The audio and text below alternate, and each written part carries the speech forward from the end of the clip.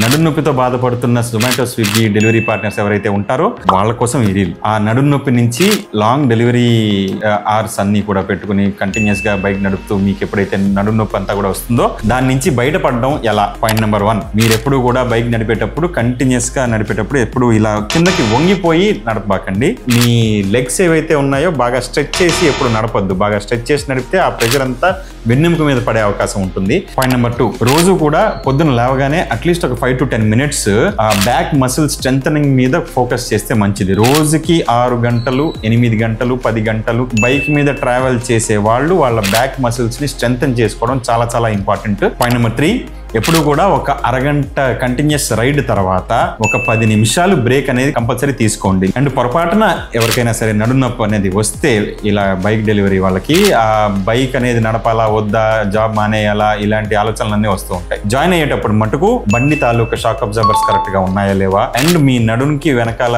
Lumbar belt అని ఉంటుంది, ఆ బెల్ట్ అంతా కూడా కరెక్ట్ గా వేసుకున్నామా లేదా, అండ్ నడుపుతున్నప్పుడు అంతా కూడా ఫ్రీక్వెంట్ గా బ్రేక్స్ తీసుకుంటున్నామా లేవా, ఇవన్నీ కూడా చెక్ చేసుకుని ఇవన్నీ చేసుకున్నప్పుడు బానే ఉంది అనుకుంటే you can rejoin works and మళ్ళీ కూడా మీరు బైక్ ట్రావెలింగ్ మీద ఫోకస్ పెట్టుకోవచ్చు.